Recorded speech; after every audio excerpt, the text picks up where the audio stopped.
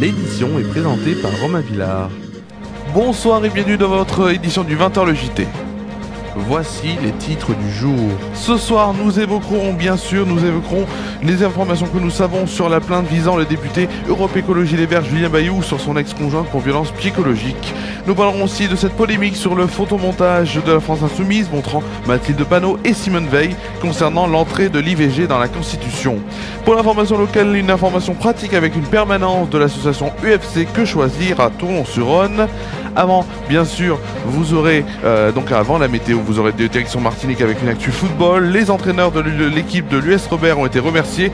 Tout ce que l'on sait ce soir, et enfin nous finirons cette édition avec la météo et l'éphéméride de demain. Nous sommes le mercredi 6 mars 2024 et nous sommes en direct sur FR1 News.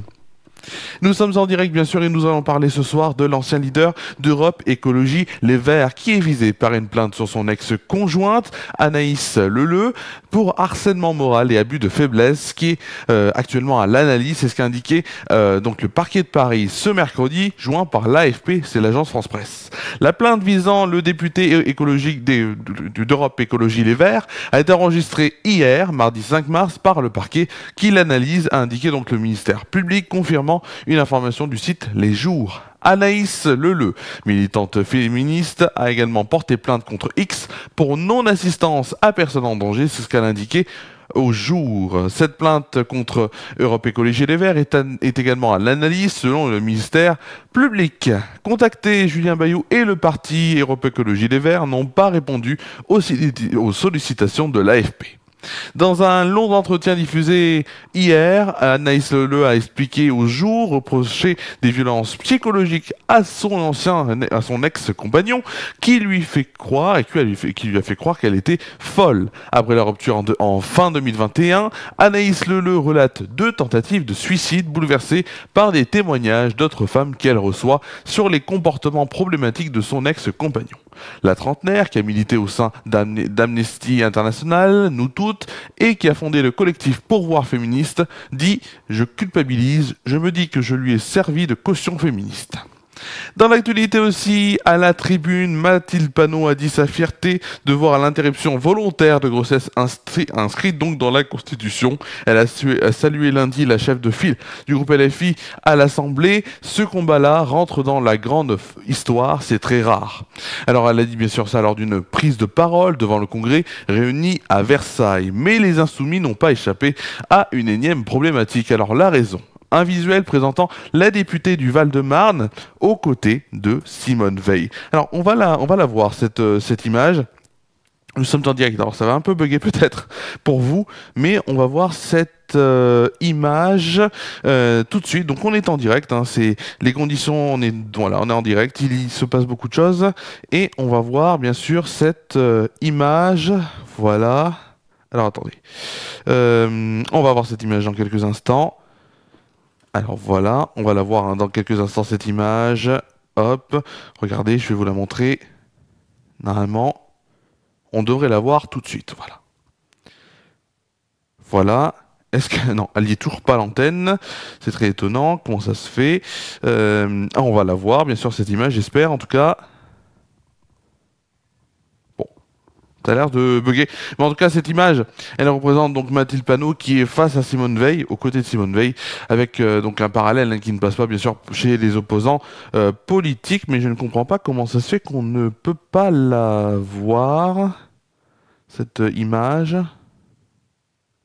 Bon, j'ai l'impression qu'on ne la voit pas. Mais en tout cas, c'est très étonnant qu'on ne la voie pas. En tout cas, donc de ce que je disais, j'essaye en même temps de pouvoir trouver cette image parce que ça me semble bizarre quand même qu'on ne l'ait pas, du moins que je puisse ne pas vous la faire voir. Donc de ce que je disais, bien sûr. Attendez, voilà, je suis en train de parler en même temps, donc c'est pas facile. On est dans les conditions du direct, bien sûr, on est même en direct. Est-ce qu'on l'a? Oui, on l'a. Bon, regardez donc cette image que je vais vous montrer à l'écran. Voilà, le temps que je la cale. Voilà. Voilà, là voilà, vous l'avez.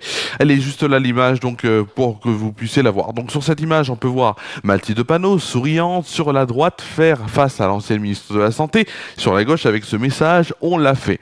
Deux dates sont mentionnées, le 17 janvier 1975, date de promulgation de la loi Veil sur l'avortement, et le 4 mars 2024 pour l'inscription de l'IVG dans la Constitution. Alors, l'affiche a notamment été publiée sur le compte X, ex-Twitter du groupe LFI, et notamment en mettant cette légende, nous avons inscrit la loi Panot dans la Constitution. Ce vote historique a été arraché par notre victoire parlementaire en 2022. C'est ce qui est indiqué donc, alors que la chef de file des Insoumis avait porté un texte de constitutionnalisation adopté par des députés en novembre 2022. Ce photomontage a fortement agacé l'un des petits-fils notamment de Simone Veil, Aurélien, qui a indiqué sur X ce rapprochement, quelle indignité. Alors des critiques reprises dans la majorité, ce face-à-face entre la grande dame qui a combattu toute sa vie l'antisémitisme et l'extrémiste vulgaire qui passe son temps à attiser la haine des juifs, qui passe son temps au sein de notre nation est affamant, c'est ce qu'a tweeté la députée Renaissance Caroline Yadan, qui reprenant donc les accusations d'antisémitisme contre les insoumis qui ont redoublé depuis la guerre en Israël. Une récupération indigne a abondé donc la porte-parole du groupe macroniste Olga Givernet, qui notamment a déclaré « Mathilde de Panot est allée jusqu'à faire un montage où elle se met au même niveau que la grande dame, il n'y a qu'elle pour y croire ». Voilà, c'était cette information. Voilà. Dans l'information locale, ce soir, nous allons parler dans votre 20h le JT d'une antenne du l'UFC que choisir, qui est présente à Tournon-sur-Rhône depuis 2016. L'UFC que choisir, association nationale de défense des consommateurs, reçoit Ardéchois et Dromois, demeurant à une vingtaine de kilomètres des deux côtés du côté du Rhône, les jeudis de 14h30 à 17h à la maison municipale pour tous, salle Raoul Dufy au 30 quai Gambetta. La permanence est accessible pour les personnes à mobilité réduite au rez-de-chaussée.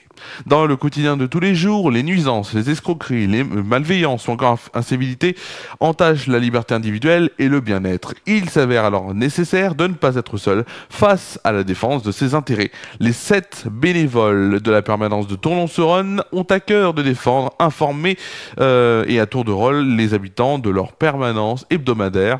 Ils peuvent aussi aider dans les démarches en cas de litige avec des professionnels ou pour faire respecter les droits de consommateurs. L'association aide aussi comme représentant des usagers dans les établissements de santé. Un dossier complet et bien étayé est indispensable pour mener à bien cette mission de défense des consommateurs. Pour contacter la permanence UFC que choisir de Tournon-sur-Rhône, vous pouvez le faire par téléphone au 04 75 06 25 03 ou par mail à ufc, alors tout en minuscule bien sûr, ufc.tournon@orange.fr.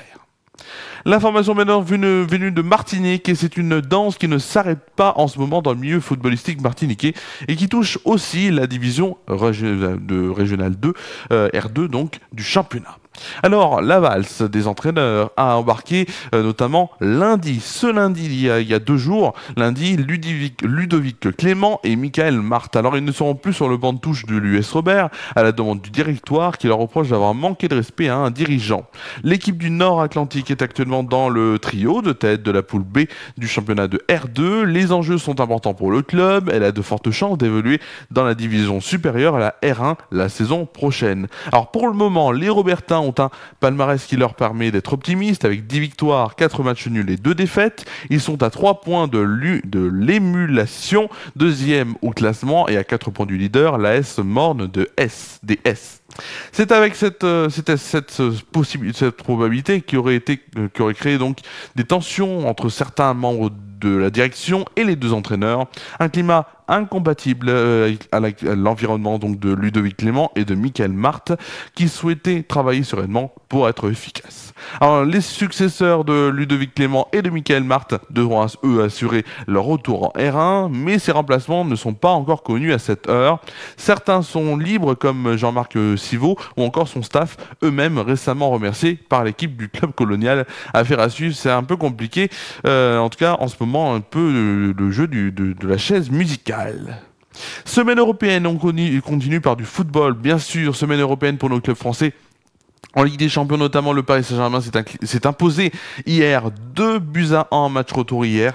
Donc, il se qualifie pour les quarts de finale. Tirage au sort ce vendredi, donc il va arriver normalement, ou peut-être un peu plus tard, puisque on verra bien sûr que Marseille jouera demain. En tout cas, le Bayern de Munich s'est qualifié hier 3-0 face à la Lazio en match retour, et ça fait 3-1 sur l'ensemble des deux matchs. Ce soir, deux autres quarts de finale. Retour, le Real de Madrid reçoit le RB Leipzig pour une première fois, une grande première ce soir. Le toit sera fermé pour ce match, c'est la première dans ce stade. Et ensuite, on aura bien sûr Manchester City face à Copenhague. C'est la fin des informations générales et on va tout de suite suivre ensemble notre météo. Ah là là, on adore cette météo, c'est tout de suite la météo, le temps qu'il fera demain.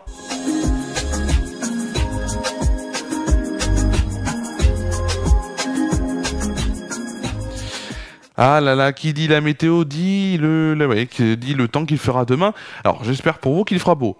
Oui, il fera beau. C'est donc l'heure de la météo. Nous allons commencer par Tournon-sur-Rhône avec un très beau jeudi qui s'annonce. Je vous le dis, très beau jeudi qui s'annonce avec un temps ensoleillé demain matin, 4 degrés de moyenne. Alors il fait un peu froid quand même, il fait un peu frisqué le matin, je vous l'accorde. Et pour l'après-midi, le temps changera avec un peu, il changera un peu puisqu'il y aura un ciel voilé qui sera prévu, mais rien de bien méchant, pas de nuages trop imposants, un petit brin de soleil. Donc on sera bien demain, 13 degrés de moyenne et 14 degrés au plus haut de la journée. Nous allons passer tout de suite à la météo en France métropolitaine. Regardez cette belle animation. Avec pour demain en France métropolitaine, demain matin, poussée anticyclonique avec des nuages bas ou des brouillards dans les plaines et vallées parfois givrants. Le temps est calme partout. Les températures pour demain matin en moyenne dans les grandes villes avec 2 degrés à Charleville-Mézières, Strasbourg, Rouen, Rennes, Nantes, Montélimar et Montpellier. 3 degrés pour Cherbourg, Lille et Marseille. 5 degrés pour Bordeaux, Toulouse et Ajaccio. 6 degrés à Brest et Perpignan. Pour le plus froid, il fera 0 degré à Orléans, Limoges et Lyon et 7 degrés pour le plus chaud à Biarritz et Nice. On va tout de suite aller sur la météo de demain après-midi. Demain après-midi donc, une belle journée après dissipation des quelques brouillards. Il fait doux au sud avec un ressenti printanier. Le ciel, a quand même tendance à s'ennuager de l'Aquitaine à la Méditerranée. J'en suis désolé pour vous. Les températures demain après-midi, 11 degrés pour Lille, Charleville-Mézières et Rouillac, 14 degrés notamment pour La Rochelle, Limoges, Lyon et Ajaccio, 15 degrés pour Toulouse, Marseille et Nice, 18 degrés à Bordeaux. Pour le plus froid, il fera 10 degrés pour Cherbourg et pour le plus chaud, Biarritz et Perpignan auront la belle température en moyenne en plus de 19 degrés. Nous fêterons demain donc les saintes Félicie ou encore Perpétue. Le soleil se lèvera à 7h19 et se couchera à 18h14. Nous gagnerons ainsi 4 minutes de soleil. Et le dicton pour demain, très très beau dicton à venir bien sûr. Le beau temps de mars se paie en avril. C'est la fin de la météo.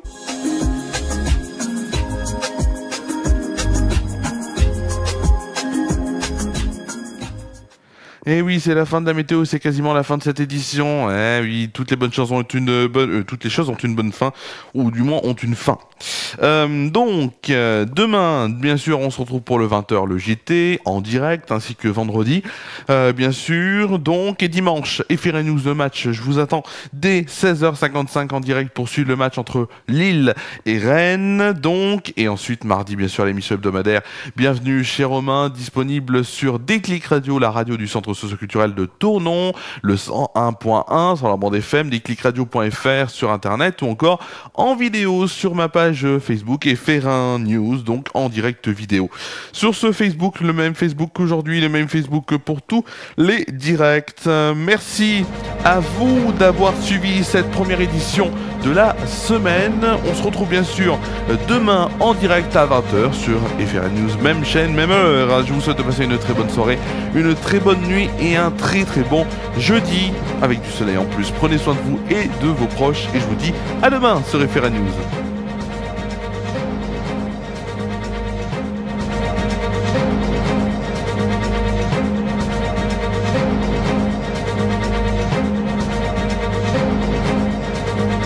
Cette Cette émission a été présentée et préparée par Romain Villard. Cette édition est à retrouver sur les chaînes Facebook et YouTube des Ferra News.